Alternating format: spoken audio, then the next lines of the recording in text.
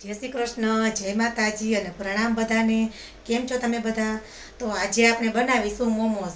તો મોમોસ તો ઘણી રીતે બનતા જ હોય છે, પણ આજે આપણે ઈઝી રીતે બની જાય ને તે રીતે મોમોસ બનાવશું। તેમાં પણ ચટણી સાથે ઓછા સામાનમાં બજાર જેવા ટેસ્ટી મોમોસ ઘરે બનાવશું। મોમોસની ચટણી કે જેના વગર મોમોસનો સ્વાદ સાવ અધૂરો છે, તે ચટણીની રેસીપી પણ આપણે ઘરે જ બનાવીશું। અને મોમોસને આપણે બે રીતે બનાવવાના છે। બે રેસીપી આપેલી છે, એક ફ્રાય મોમોસ અને એક સાદા મોમોસ। તો બંને રેસીપી આમાં આપેલી છે, તો તમે વિડીયોમાં ઠેઠ સુધી બન્યા રહેજો। તો બહાર જેવા ટેસ્ટી મોમોસ બનાવવાની શરૂઆત કરીએ। તો સૌપ્રથમ આપણે પહેલાં ચટણી બનાવી લઈએ। તો ચટણી બનાવવા માટે મેં અહીંયા 3 ટામેટાં લીધા છે।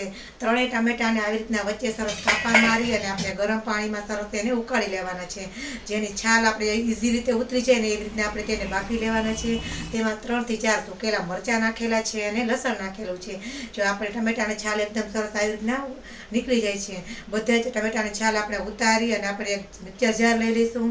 તેમાં આપણે 3 ટામેટાં નાખી દઈશું, સૂકેલા મરચાં નાખીશું અને લસણ નાખીને આપણે તેને એકદમ મિક્સર જારમાં ક્રશ કરી લઈશું। ત્યાર પછી આપણે તેનો વઘાર કરી લઈશું। વઘારમાં આપણે મીઠું સ્વાદ મુજબ અને 2 થી 3 ચમચી જેટલી ખાંડ નાખીશું અને થોડું ટોમેટો સોસ નાખીશું। ત્યાર પછી એકદમ થોડી ઘાટી થાય ત્યાં સુધી આપણે ચટણીને એકદમ સરસ ઉકાળી લેવાની છે।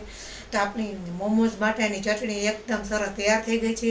આપણને લારી પર મળે ને તેના કરતાં પણ વધારે મસ્ત મજાની ટેસ્ટી થઈ ગઈ છે। તો હવે આપણે મોમોસ માટેનું સ્ટફિંગ તૈયાર કરી લઈએ। તો તેના માટે મેં કોબી લીધું છે, લીલા મરચાં લીધા છે, ડુંગળી લીધી છે અને લસણ લીધું છે। તેને આપણે એકદમ સરસ કટ કરી લેવાનું છે। મેં અહીંયા ચોપરમાં તેને ઝીણું થાય તે માટે સરસ ચોપરમાં કટ કરી લીધું છે। તમે તેને ખમણી નાખો તો પણ ચાલે અને હાથેથી ઝીણું સુધારો તો પણ ચાલે। મેં અહીંયા તેને ચોપરમાં બધું જ આવી રીતના સરસ ઝીણું કટ કરી લીધું છે। તમે જોઈ શકો છો ડુંગળી કોબી બધું એકદમ સરસ આપણું ઝીણું કટ થઈ ગયું છે। હવે આપણે તેનો વઘાર કરી લઈશું। તો વઘાર કરવા માટે મેં 2 ચમચી જેટલું તેલ લીધું છે અને તેમાં આપણે જે કટ કરેલું બધું આપણું સ્ટફિંગ હતું તે બધું સરસ તેમાં નાખી દીધું છે અને ઉપરથી આપણે તેમાં સ્વાદ મુજબ મીઠું, હવે કોર્નફ્લોરમાં અમે થોડું પાણી નાખી અને તે આમાં નાખેલું છે, જેથી કરીને આપણો મસાલો સરસ થાય અને આપણા મોમોસ ફાટે નહીં। તો આપણા આને મસાલાને અધકચરો ચોળવવાનો છે। કોબીમાં જેટલું પાણી હોય ને તે ભરી જાય ને ત્યાં સુધી આપણે મસાલાને ચોળવવાનો છે। હવે મોમોસનું લેયર બનાવવા માટે મેં અહીંયા મેંદાનો લોટ લીધો છે। તેમાં આપણે પાણી નાખીને લોટ સરસ બાંધી લઈશું। એકદમ લોટ સરસ લીસો થઈ જાય એટલે નાનું લોવું લઈ અને આપણે વણી લેવાનું છે। એકદમ સરસ પૂરી હોય તેવડું આપણે પૂરી જેવડું સરસ વણી લેવાનું છે। ત્યાર પછી આપણે તેમાં જે સ્ટફિંગ તૈયાર કરેલું હતું ને તે આપણે તે મોમોઝમાં સરસ જેટલું સમાય ને એટલું સ્ટફિંગ નાખી અને સરસ મોમોઝ વાળી લેવાનું છે। તો મોમોઝમાં વાળવામાં તમને કોઈ પણ મનપસંદ શેપ તમે વાળી શકો છો। મને જો આ શેપ ગમે એટલે મેં આવી રીતના સરસ વાળી લીધું છે। તમે તેને ગોળ રાઉન્ડમાં વાળો તો પણ ચાલે કે સમોસાની જેમ તમે ચોરસ વાળો ને તો પણ ચાલે। તો આપણું મસ્ત મજાનું મોમોસ જો સરસ તૈયાર થઈ ગયું છે। હવે આપણે તેને સરસ બાફી લઈશું। તો જો મોમોસને બાફવા માટે મેં અહીંયા તપેલી નીચે પાણી રાખી અને કાણાવાળી જારીમાં તેલ લગાવી અને મોમોસને સરસ રાખી દેવાના છે। નીચે તેલ લગાવશો ને તમારા મોમોસ તોડશે નહીં અને 15 થી 20 મિનિટ માટે બાફી લેવાના છે। તો આપણા મોમોસ સરસ 20 મિનિટમાં બફાઈ ગયા છે। હવે બફાઈ જાય એટલે ઉપરથી આપણે તેલ લગાવી અને ચીલી ફ્લેક્સ કે ચટણી કોઈ પણ સાથે ઉમેરી અને જો મસ્ત મજાના તૈયાર કરી લેવાના છે। તો આપણા મોમોસ મસ્ત ચટણી સાથે સરસ તૈયાર થઈ ગયા છે। આપણી પ્લેટ મસ્ત મજાની તૈયાર થઈ ગઈ છે। તો જોતાં જ મોઢામાં પાણી આવી જાય ને ખાવાનું મન પણ થઈ જાય। હજી આપણે ફ્રાય મોમોસ પણ બનાવવાના છે।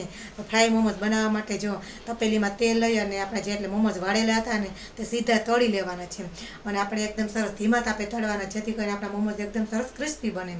તો બધા જ મોમોસને મેં આવી રીતના સરસ તળી લીધા છે અને આપણા ફ્રાય મોમોસ પણ સરસ રેડી થઈ ગયા છે। એકદમ મસ્ત મજાની તીખી તીખી ચટણી સાથે આપણા બંને મોમોસ તૈયાર છે। તો તમે બધા પણ આવી જાઓ ખાવા માટે।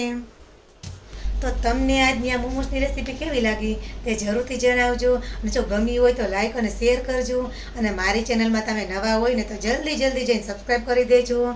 જો ઘરે જ આવા બહાર લારી પર મળે તેવા ટેસ્ટી અને યમ્મી મોમોસ ઘરે જ ઓછા સામાન બની જતા હોય તો તમે પણ એકવાર જરૂરથી આ રેસીપી ટ્રાય કરજો। બહુ જ મસ્ત મજાના બને છે।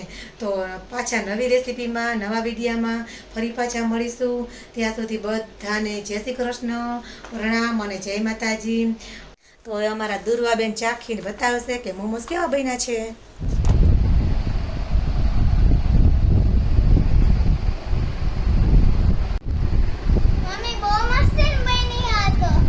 વાહ વાહ વાહ, શું મોમો જ બન્યા છો બાકી, જબરદસ્ત અને એક નંબર છે બાકી.